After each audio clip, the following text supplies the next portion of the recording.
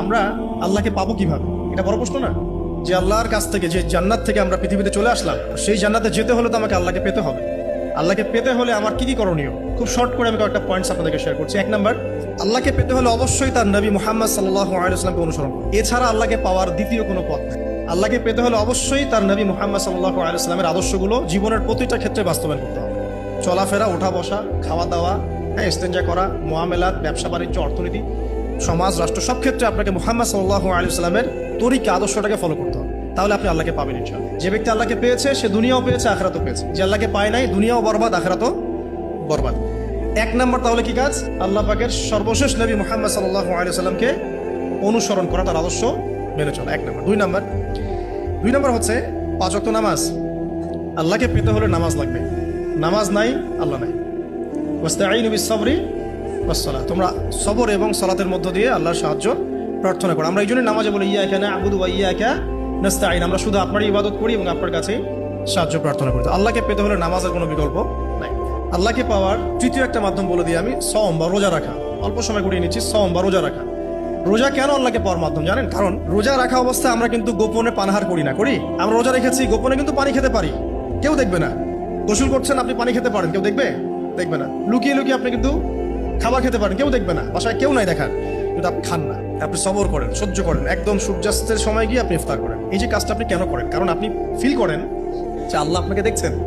কেউ আপনাকে দেখুক না দেখুক, আল্লাহ আপনাকে দেখছেন। এটাই হচ্ছে ইহসান, এটাই হচ্ছে আল্লাহ পাকের মারিফতকে উপলব্ধি করা। আল্লাহ রাসূল সাল্লাল্লাহু আলাইহি ওয়াসাল্লাম বলেছেন ইহসান হচ্ছে আন তা'বুদাল্লাহা কাআন্নাকা তারা, তুমি এমন ভাবে আল্লাহর ইবাদত করবে যেন তুমি আল্লাহকে দেখছো। ওয়া ইল্লাম তাকুন তারাহু ফাইন্নাহু ইয়ারাক, তুমি আল্লাহকে দেখতে না পারলেও বিশ্বাস করবে আল্লাহ তোমাকে দেখছেন। এটা রোজা রাখলে উপলব্ধি হয় না যে আল্লাহ আমাকে দেখছেন? এটা হচ্ছে আল্লাহকে পাওয়ার মাধ্যম। এই জন্য রমাজানের রোজা অবশ্যই রাখবো ইনশাআল্লাহ। পাশাপাশি এই যে সোমবার, বৃহস্পতিবার, এই যে মাসে 3 দিন আইয়ামে বীজের সওম আছে, 13, 14, 15, আরাফার সওম, আশুরার সওম বা নফল সওম, এগুলো রাখার অভ্যাস করলে আল্লাহকে পাওয়া যাবে ইনশাআল্লাহ। আল্লাহ পাক আমাদেরকে বেশি বেশি সওম রাখার তৌফিক দান করুন। এবং আমাকে, আপনাদের সবাইকে বিগত জীবনে আমরা যারা বিভিন্ন সময় সওম রাখি নাই বা রাখতে পারি নাই, বিভিন্ন সালাত পড়ি নাই, পড়তে পারি নাই, এগুলোকে হিসেব করে আদায় করার তৌফিক আল্লাহ পাক দান করুন। আমিন। 4 নাম্বার একটা মাধ্যম বলে দিই আল্লাহকে পাওয়ার, সেটা হলো তিলাওয়াতে কোরআন। কোরআন তেলাওয়াত যে যত বেশি করবে, অর্থ উপলব্ধি করে পড়বে, সে আল্লাহ পাককে চাক্ষুষ পাবে ইনশাআল্লাহ। আর আল্লাহ রাব্বুল আলামিন একটা চিঠি দিয়েছেন, মনে করেন আপনাকে, আপনার একজন, কথার কথা এক্সাম্পল দিচ্ছি, যে আপনার কোনো একজন বন্ধু আছে অনেক দূরের কোনো দেশে, তা আপনি তাকে দেখেনও নাই, আপনি তাকে চিনেনও, মানে আপনি তার চেহারা দেখেন নাই, তাকে চিনেন না, তার সাথে যোগাযোগের মাধ্যম হচ্ছে আপনার চিঠি বা মেসেজ, ঠিক আছে? এখন সে আপনাকে কিছু মেসেজ পাঠালো, এই মেসেজের মধ্যে সে কিছু ইনস্ট্রাকশন দিয়েছে যে এইগুলো করতে হবে, এগুলো করতে হবে, বা আপনার প্রতি ভালোবাসার ইজহার করছে। আর এই মেসেজটা যদি আপনি পড়তে পারেন, তাহলে আপনি আপনার বন্ধুর সাথে একটা কানেকশন তৈরি করলেন না? বুঝতে পারছি না? আচ্ছা, এখন সমস্যা হচ্ছে কি, আমরা ওই মেসেজটা পড়তেই পারি না। আমরা তো কোরআনটা পড়তেই জানি না, তাহলে মেসেজটা পাবো কিভাবে?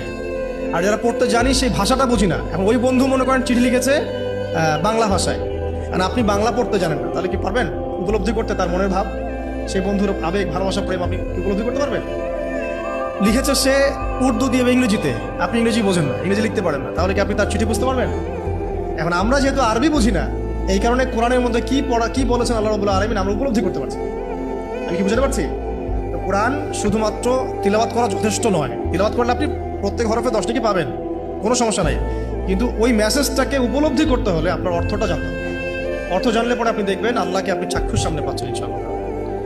আপনি হতাশ হয়েছেন, হতাশা দূর করার জন্য সূরা আছে কোরআন। বিপদে পড়েছেন, বিপদ দূর করার সূরা আছে কোরআন। আপনার রিজিকের সমস্যা কাটানোর সূরা কোরআনে আছে।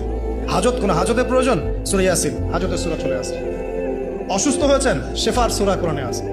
না কাউকে জিন টোনা করা হয়েছে, বানটোনা করা হয়েছে, ওর শেফাও কোরআনে আছে।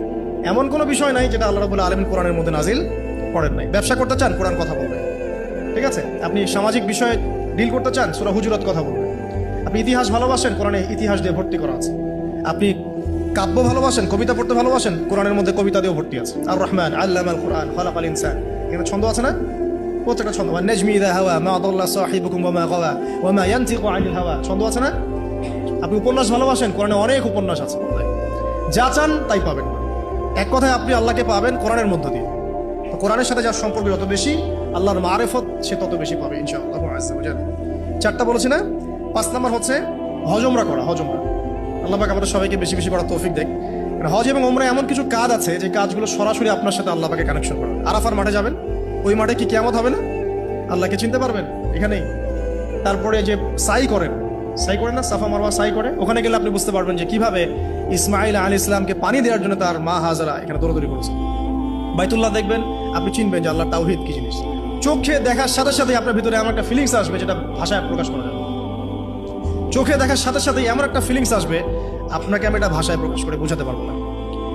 আপনি জানবেন ইব্রাহিম আলাইহিস সালাম এবং তার ছেলে ইসমাইল আলাইহিস সালাম বাপ বেটা মিলে রাজমিস্ত্রি কাজ করেছে। এটা আপনি জামজাম কূপ দেখবেন, পানি পান করবেন, আল্লাহকে চিনতে পারবেন। এই কূপ তো অলৌকিক, এই কূপের মতো কূপ নাই পৃথিবীতে, এর পানি কখনো শেষ হয় না। এবং এই পানি খেয়ে মানুষ বেঁচে থাকতে পারে, খাবারের দরকার হবে না। দীর্ঘদিন পর্যন্ত এই পানি খেয়ে মানুষ বেঁচে থাকতে পারবে, খাবারের প্রয়োজন হয় না। তো এই পানির মধ্যে এমন কিছু উপাদান আছে যেটা মানুষের শরীরের রোগগুলোকে শেফা দিয়ে দিবে ইনশাআল্লাহ তাআলা আল্লাহর হুকুমে। তো প্রত্যেকটা কাজে রাসূল সাল্লাল্লাহু আলাইহি ওয়াসাল্লাম শহরে গেছেন মদিনায়, ওই মদিনার বাতাসটা আপনাকে বলে দিবে এটা একটা অন্যরকম শহর। ঠিক আছে, রাসূল সাল্লাল্লাহু আলাইহি ওয়াসাল্লামের রওজায় যাবেন, সামনে দাঁড়াবেন, আপনি আল্লাহকে চিনতে পারবেন। আপনি আর পৃথিবীতে থাকবেন না, অন্য জগতে চলে যাবেন। ওই যে বাকরুল গারকাদ আছে, সাহাবীদের কবরস্থান জান্নাতুল বাকি, ওখানে ঢুকবেন, আপনার কাছে মনে হবে যে পৃথিবীটা আসলে কিছুই না।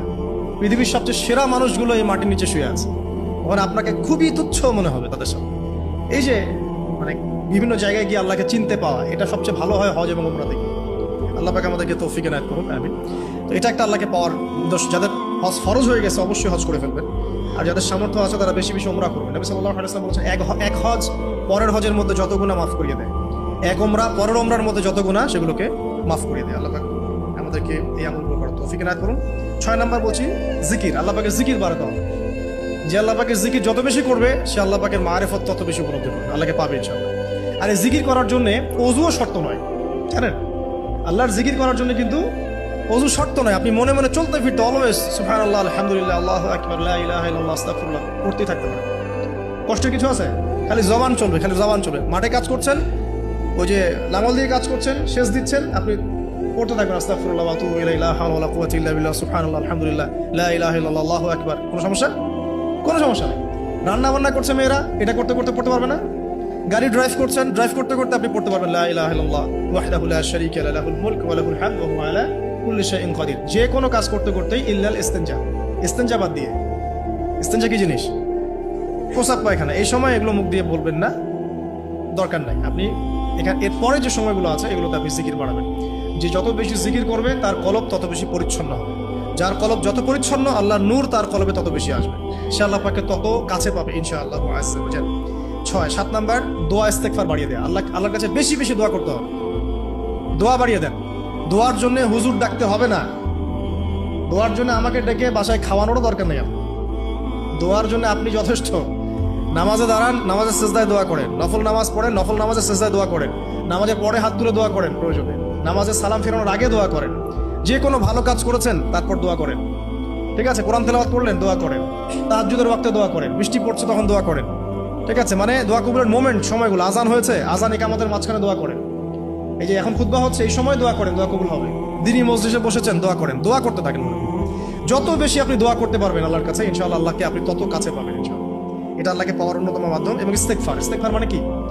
তওবা করা। আস্তাগফিরুল্লাহাল্লাযী লা ইলাহা ইল্লা হুয়াল হাইয়ুল কাইয়ুম ওয়া আতুবু ইলাইহি। এটা বেশি বেশি পড়বেন। দিনে কমপক্ষে 70 বার বা 100 বার পড়ার চেষ্টা করবেন। আল্লাহ পাক তৌফিক দান। কয়টা বলছি ভাই? 7টা। আচ্ছা, 8 নাম্বার হচ্ছে সদকা করা। সদকা, দান সদকা আল্লাহর কাছে খুব বেশি পছন্দের। দান সদকা করার জন্য সম্পদ লাগে না। আমার কথা শোনেন, দান সদকা করার জন্য সম্পদ লাগে না, কলিজা লাগে, মন লাগে।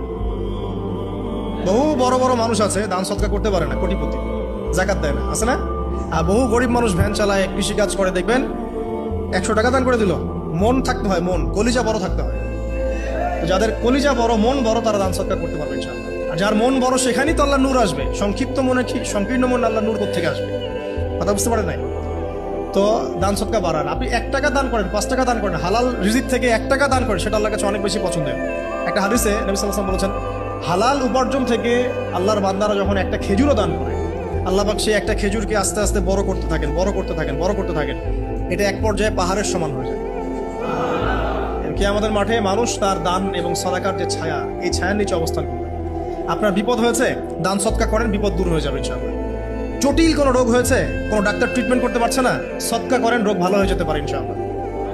সদকার ব্যাপক ফজিলত আছে। সদাকা, দান, সদাকা, দোয়া, এগুলো তাকদিরের যে বিপদ আপদগুলো আছে না, ঝুলে আছে, আমাদের তাকদিরের বিপদ আছে না অনেক, এগুলোকেও সরিয়ে দিতে পারে।